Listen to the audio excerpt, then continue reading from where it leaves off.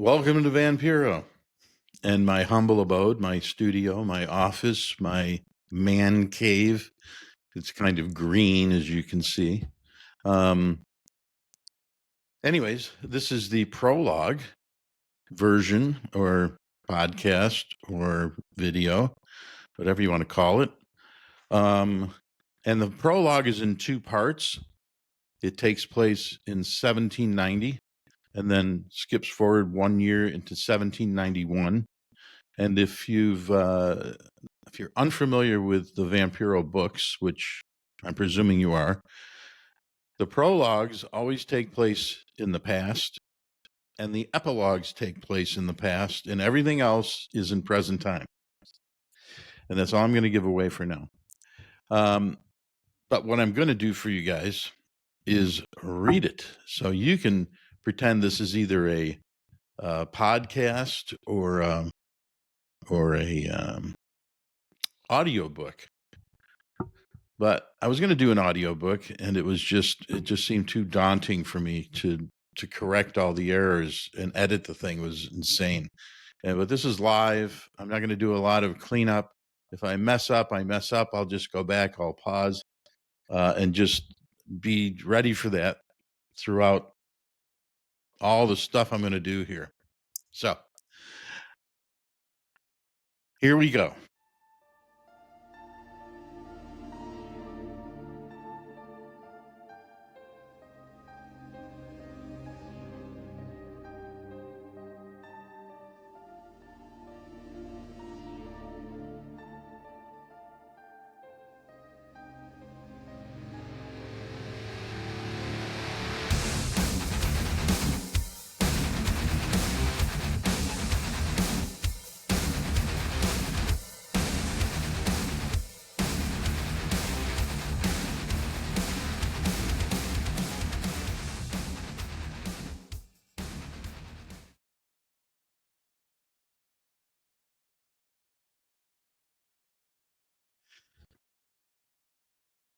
Five riders tore through the dense forest like shadows in the night, their faces hard with determination and their cloaks streaming behind them like dark wings.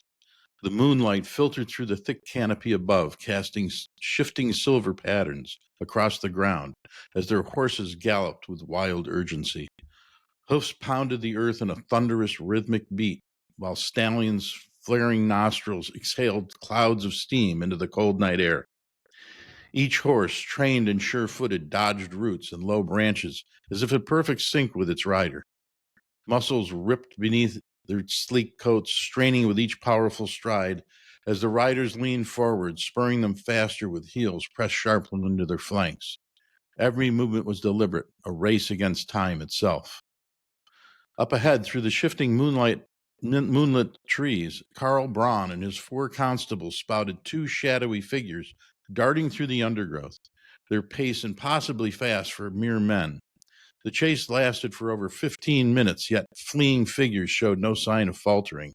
They leapt over fallen logs and dodged gnarled tree branches with supernatural agility, as though they could foresee every obstacle in their path. Karl narrowed his eyes, his heart pounding with the thrill of the hunt and a creeping sense of unease. He urged his horse forward, closing the distance. The pounding hoofs, the rush of the wind, the cry of his men melted into one primal sound, relentless, unstoppable. They were gaining. Soon the hunted would have nowhere to run.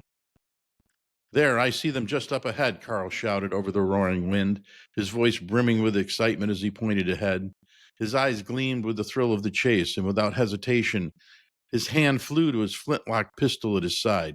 We're closing in on them. Yes, I see them too, Gerhardt yelled as branches whipped past his face. The forest around them seemed to blur into a wall of shadow and movement, but his focus was razor sharp. Siegfried, Gerhardt, take the one on the left. Mallory, Walter, with me. We'll take the one on the right. Karl roared over the cacophony of sounds. Without wasting a second, Karl, Walter, and Mallory yanked hard on their reins, veering sharply to the right, while Siegfried and Gerhardt peeled off to the left.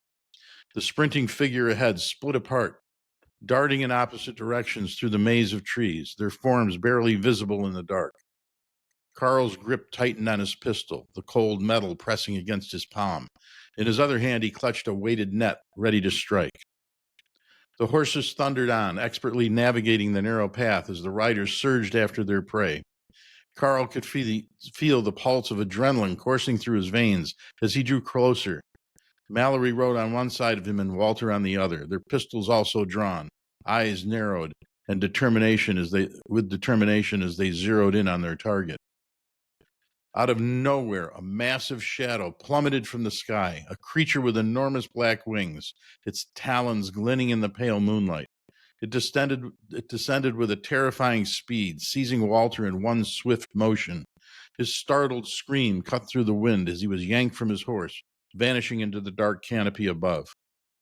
Karl and Mallory barely had time to react before Walter's body plummeted back to the earth with a sickening thud, landing just ahead of them. Karl's heart hammered in his chest, his eyes wide with disbelief. A split second later, the creature descended again, landing beside Walter's crumpled, broken form. But what Karl saw next sent ice through his veins. The winged beast twisted and writhed as it transformed into a man, his features sharp and predatory. Without hesitation, the predator tore into Walter's neck. Its mouth latched on as he drank greedily, gorging himself on the gushing blood. The remaining constables sold lances over their shoulders, horror rising in their throats, but they never slowed. Fear spurred their horses faster, the pounding hoofs racing against the terror building behind them. Karl tore his gaze from the gruesome sight, refocusing on the fleeing target ahead. He was close, within pistol range now.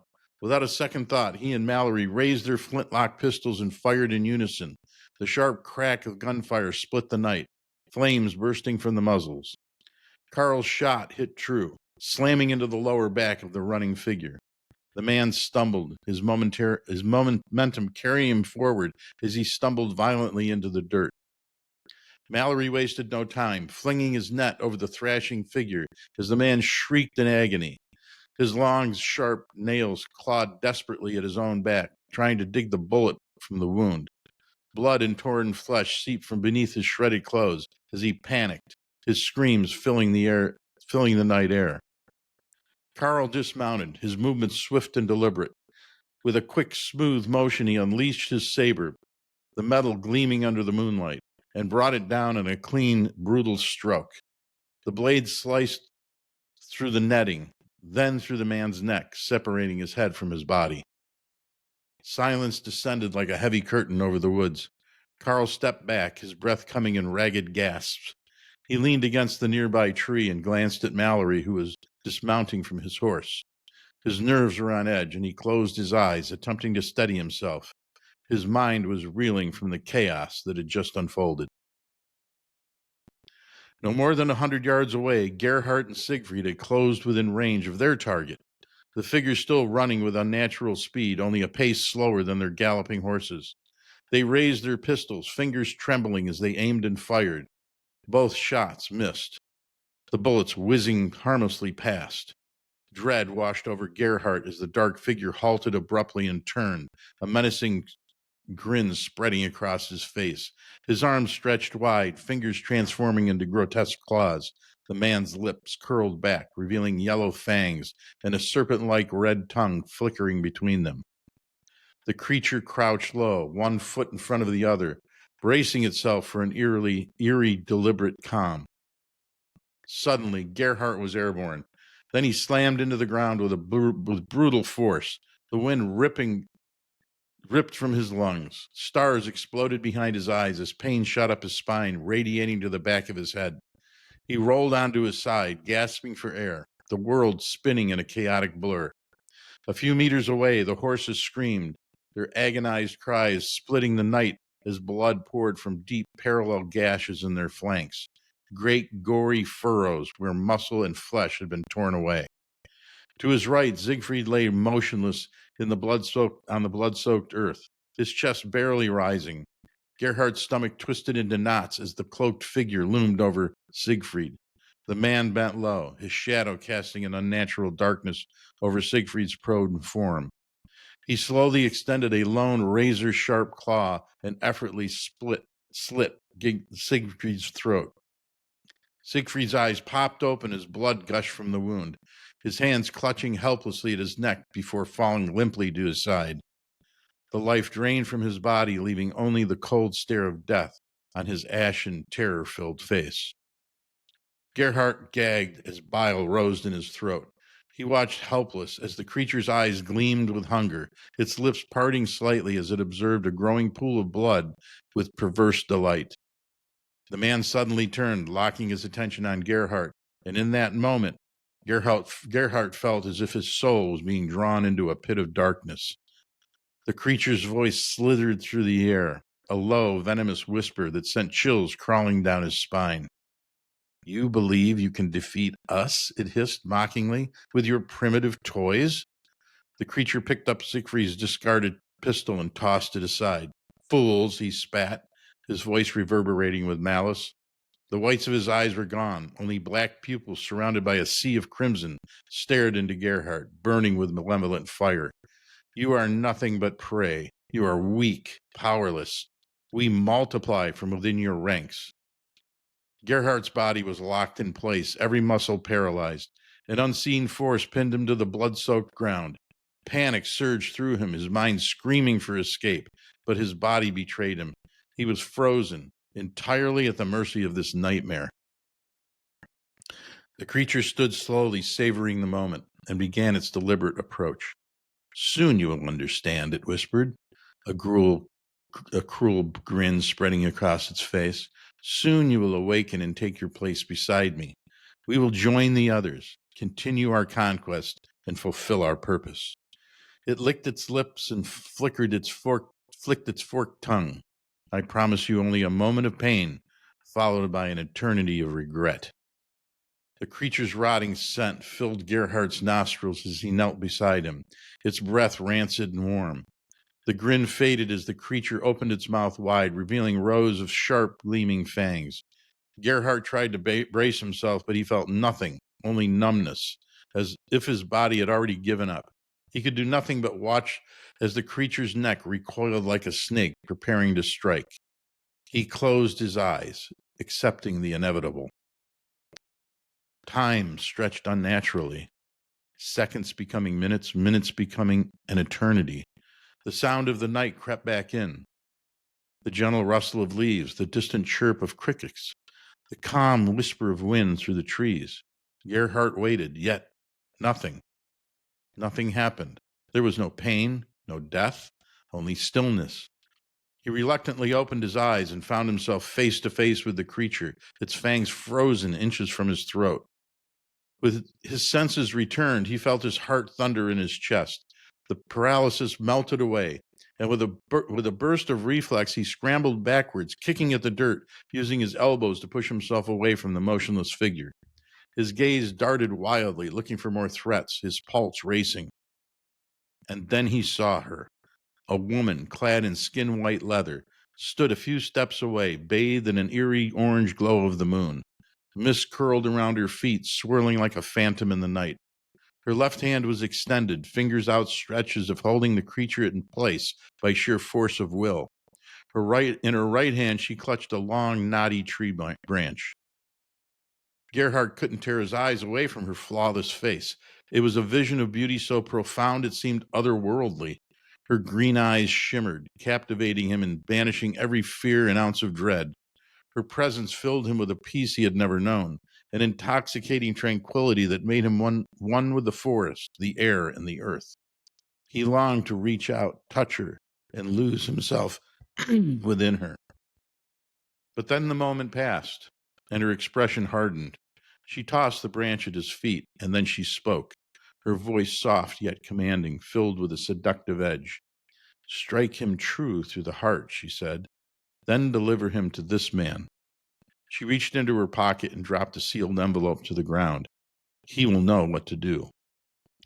Without a word, she turned and disappeared into the shadowy woods, leaving Gerhardt alone with the creature and the remnants of chaos around him.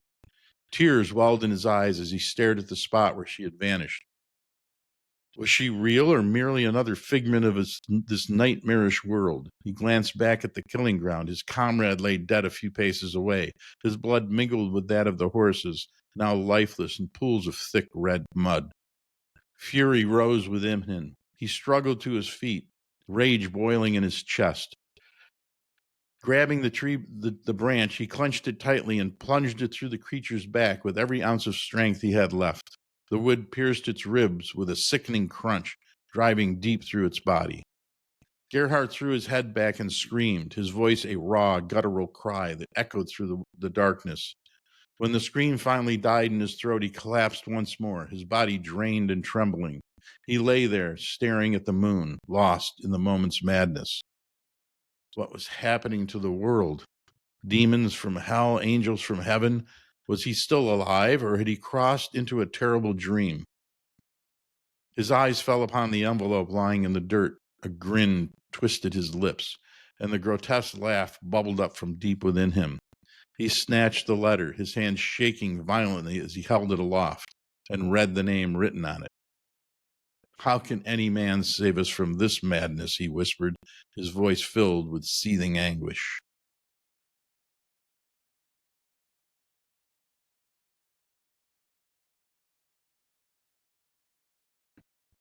Pietro Vampiro strode toward the piazza of St. Peter's Basilica, his long black coat swaying rhythmically with each step. The late hour blanketed the city with an eerie silence, broken only by the steady click of his boots, echoing off the ancient stone buildings and narrow cobblestone alleyways. Every sound seemed amplified in the emptiness. The hiss of the wind through the gaps in the stone, the soft clatter of a distant shutter swaying in the breeze. The eternal city's unusual bustle was now replaced by a stillness that goaded his nerves. The dim glow of the scattered street lamps flickered like ghostly sentinels, casting a pale light on the deserted streets. As he walked, Pietro remained vigilant, his sharp gaze sweeping the shadows for any sign of movement. Though the city slept, he could feel eyes on him, an unsettling sensation that prickled at the nape of his neck. He couldn't tell how long he'd been walking. Time seemed to stretch thin in the silence. But at last, the looming presence of St. Peter's came into view as he rounded the final corner. Its towering dome and grandiose facade, lit faintly under the shroud of the night, dominated the piazza like a watchful guardian. Even after countless visits, its sheer scale never ceased to awe him. Yet tonight it felt different, heavy, like the ancient stones carried the weight of hidden secrets. 2 weeks earlier, a letter arrived, sealed with the familiar crest of Count Giovanni Bracci, an old and trusted ally. The communique was brief, almost cryptic, summoning Pietro to a clandestine meeting at the Vatican without a hint of any reason. The Count's summons was not something to be ignored, and Pietro felt the weight of his decision to accept the invitation when he set foot outside his home that night. But as he approached the prearranged time and place, his unease grew. The instructions had been specific. Come to the Scavi, the necropolis buried beneath the cathedral. Few ventured into that hallowed space, the resting place of popes and ancient saints. Only the highest ranks of the Vatican's clergy had access, yet here he was, an outsider summoned to the crypts. Pietro's mind whirled with questions. What could be so urgent, so secretive, that it required such a meeting in the dead of night? Pietro had always been meticulous, calculating every move like a chess player. But tonight he was venturing into the unknown, and no thought-out preparation could prepare him for the dangers that might await beneath the Vatican's stones. He stepped into the vast piazza, passing beneath the towering columns that held the saints above in solemn Virgil. His footsteps echoed louder, and the open space amplifying the sound as though even the piazza was holding its breath. The statues watched from their lofty perches, and the grand obelisk at the center of the square stood like a silent watchman, offering no comfort. A few more steps, and he had arrived to Scavi. His pulse quickened as the entrance to the underground necropolis came into view. Pietro's breath hitched. There were no Swiss guards in sight. For over 2 centuries, they had been ever-present force, the Vatican's silent protectors. Their absence, now in a place that should be so heavily guarded, sent a chill creeping up his spine. A knot of anxiety tightened in his gut. What had Giovanni drawn him into? He had committed to this meeting with a firm resolve, but standing here now, alone before the crypt's entrance, a sense of dread washed over him. The world above felt far away, and the necropolis below called to him like the underworld, a place from which few ever returned unchanged. Large, rough-hewn blocks of stone framed the Scavi's entrance, their surface aged and worn by time. Pietro hesitated, feeling as though once he stepped through, the world he knew would disappear, replaced by something far darker. Yet he had come this far, and there was no turning back. He raised his hands and knocked 3 times, the sound reverberating through the silence like a harbinger of doom. A moment passed. Then, with an almost imperceivable creak, the door before him swung open. A dim light spilled into the night, casting long, creeping shadows across the ground. Taking a deep breath, Pietro stepped into the gloom, the thick, musty air offering a muted greeting. Suddenly, the silence was broken. Pietro, old friend, thank you for coming. It has been far too long. Giovanni Bracci's voice echoed through the dark corridor like a haunting melody, low and urgent. He clasped Pietro's arm, his grip firm, and pulled him forward with unexpected force. Follow me quickly. There's no time for pleasantries now. Pietro barely had a moment to react before he found himself being guided deeper into the underworld of the Vatican. The flickering torch Bracci held cast wild shadows that danced across the rough stone walls, turning every corner and every crypt into a fleeting specter. The hurried pace unnerved him, and he stumbled over uneven stone steps as they descended into the earth's bowels. The further they ventured, the more oppressive the air became. Dampness clung to Pietro's skin, and the smell of wet stone and decay filled his nostrils. A deep, bone-chilling cold crept through the wooden cloak. Crept through his woolen cloak, sending a shiver down his spine. With every step, Pietro's fear grew. What had he gotten himself into? His mind raced, gasping for rational explanation, but none came. As they reached the bottom of the stairs, Bracci opened a heavy iron door, the creak of its rusted hinges echoing like a groan from the depths. A long, dark corridor stretched before them, flanked by low granite archways that curved into inky blackness. The flickering torchlight offered little comfort as Bracci led him deeper into the twisted maze of passageways. Each step forward felt like a step away from the world above, the world of light and reason. Finally, Bracci stopped before a heavy wooden door at the end of a narrow, winding hallway. The Count turned to Pietro, his face partially illuminated by torchlight. His expression was grave, his eyes gleaming with an intensity that sent a ripple of dread through Pietro. What I'm about to show you and tell you must never leave this place, Bracci said, his steady voice edged with desperation. You must give your sacred oath here and now. Pietro's breath caught in his throat. His pulse quickened as he took a step back, his mind spinning. How could he give such an oath without knowing what lay beyond the door? Every instinct told him to turn and run, to flee from whatever dark secret Giovanni was about to reveal. This was not how he operated.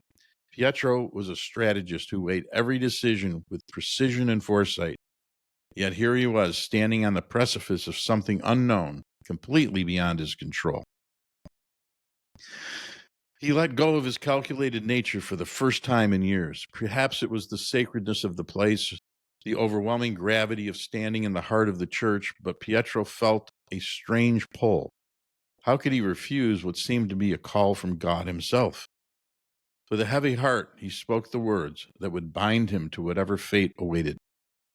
I pledge my soul and the soul of my children that the secret within these walls will remain with me until the day of my death. His voice echoed off the walls, the weight of his vow sinking into the very stone. Bracci nodded solemnly, relief flickering across his face. Thank you, my friend. I am in great need of your services." Without another word, Bracci pushed the door open, the hinges groaning as if the room resisted their entry. The thick, rancid smell hit Pietro like a physical blow. He staggered backwards, covering his mouth, but it was no use. The stench of alcohol and rotting flesh overwhelmed him. Gagging, he stumbled into a dark corner where his stomach heaved until it was empty.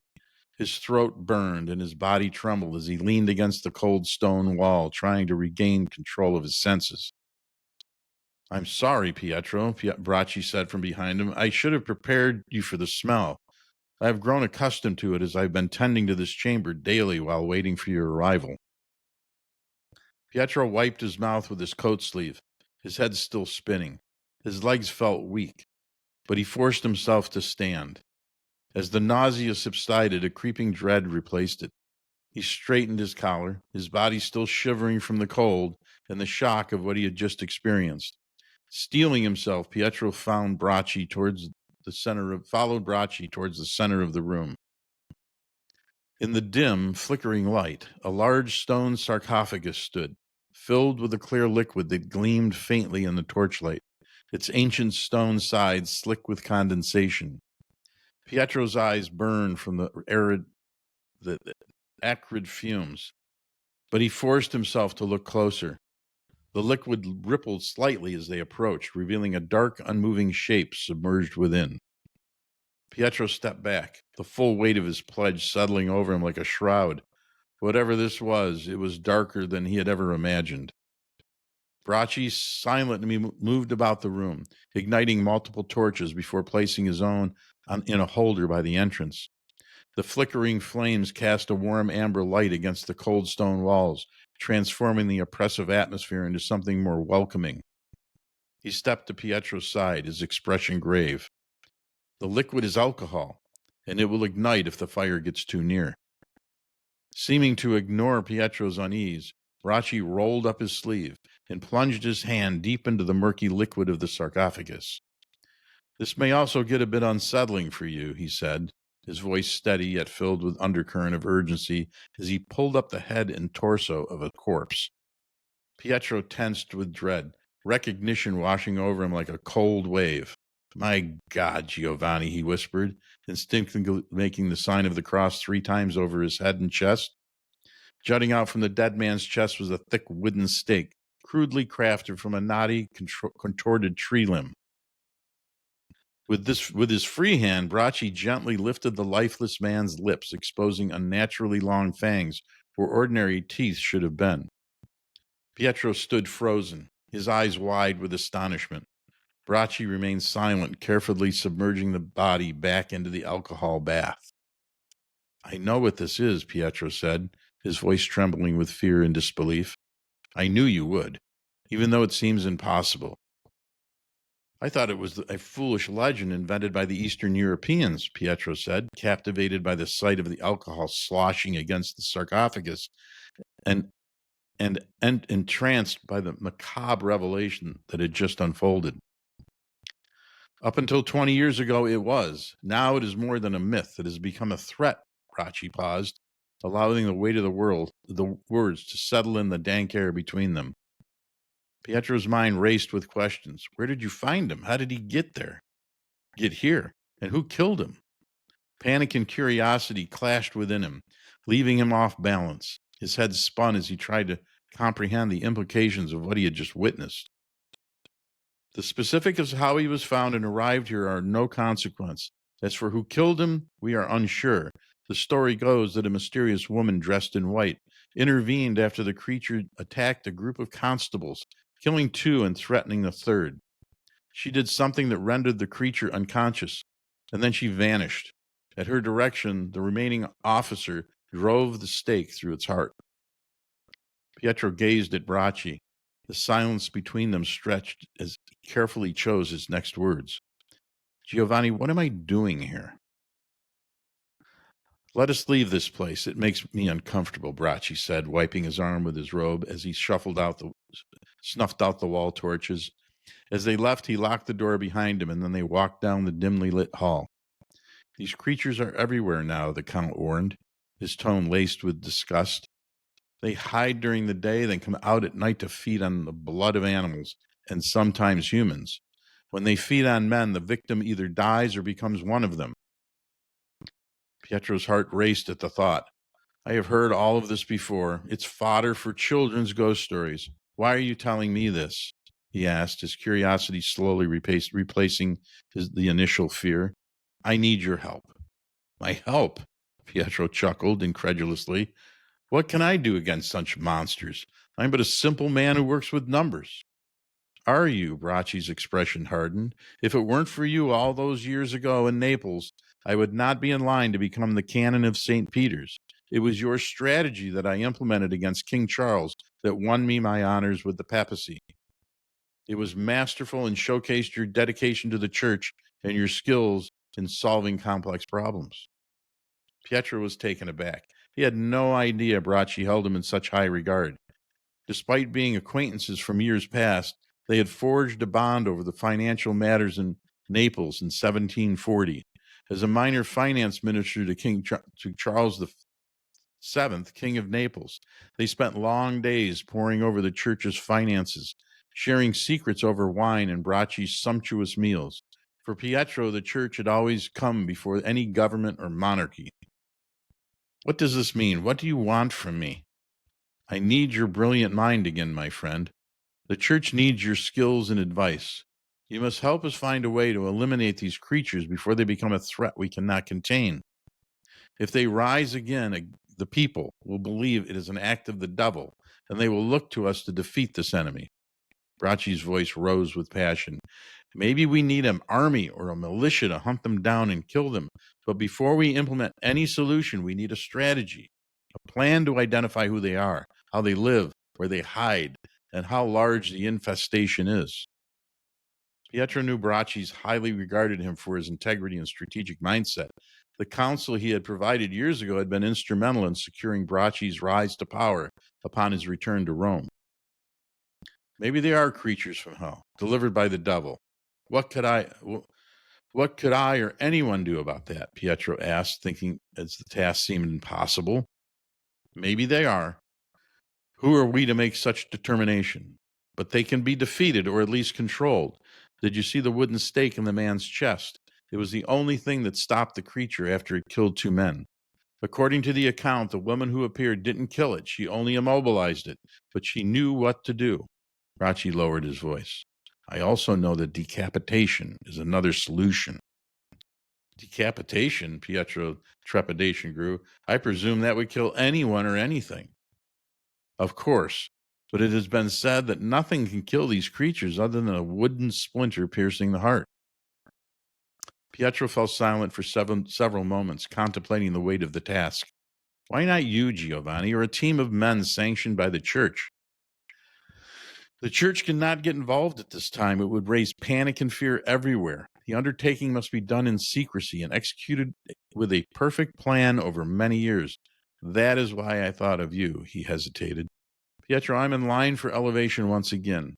With this opportunity, I can provide you with all the church's resources, anything you wish, and you know what those resources are. Pietro's mind whirled with thoughts, exploring various perspectives, countless possibilities, and endless consequences. As he gazed at Bracci, the silence between them enveloped the air as he considered his options. If I accept this task, how will I be able to reach out for you, for help? I could never visit the Vatican that many times and go unnoticed. Bracci smiled, his confidence unwavering. I have several men who will contact you. Some are here, but most are north in Austria. They are familiar with the problem and will be resources at your command. They can easily reach me with anything you may need. I must think on this, Giovanni. If I cannot devise a plan, I will be useless to you and the church, and the wasted time may never be retrieved. If you cannot devise a plan, my friend, no one I know can. Europe's church and its people may be in grave danger in a few short years.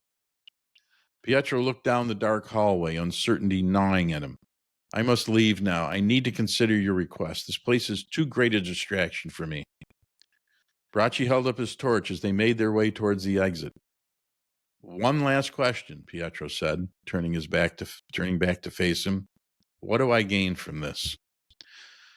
He knew his friend would not ask for help without considering compensation. Bracci must have considered the implications of his request, a potentially life-changing decision that would mean abandoning his profession, at least temporarily. Come with me, Bracci said, leading Pietro towards the exit. Instead of leaving, he surprised him by unlocking a door on the staircase landing, leading Pietro down a different corridor made of intricately carved stone. As they reached the end of the passageway, Bracci unlocked the heavily fortified door, revealing a vast room filled with towering shelves. The dim torchlight barely illuminated the countless chests of various sizes, tightly packed on each shelf. Bracci opened one of the crates, holding up a flame to reveal its contents. Pietro's jaw dropped. Thousands of coins of all shapes and sizes filled the box. He instinctively knew their value, the fortune of a prince in one box alone. How much wealth lay within this treasury? Come back tomorrow night, and 10 chests and several of our most trusted Swiss guards will be waiting for you. Bracci nodded. I will entrust this fortune to you, knowing you will use it wisely for our purposes. Whatever is left is yours to keep. Pietro took a coin and held it up to the torchlight, turning it in his fingers. Flashes of gold danced around him like tiny giddy fireflies. He had never seen such wealth before, and he realized he may never see it again. Carefully, he placed the coin back into the chest, then rested his hands on the countless others. Meeting Bracci's gaze, he grinned, aware that he had just sealed his fate. As Pietro embarked on his journey home, he concentrated on the daunting task ahead. With a clear plan already devised before he left St. Peter's, Pietro felt a mixture of fear and determination as he prepared to fulfill Bracci's request.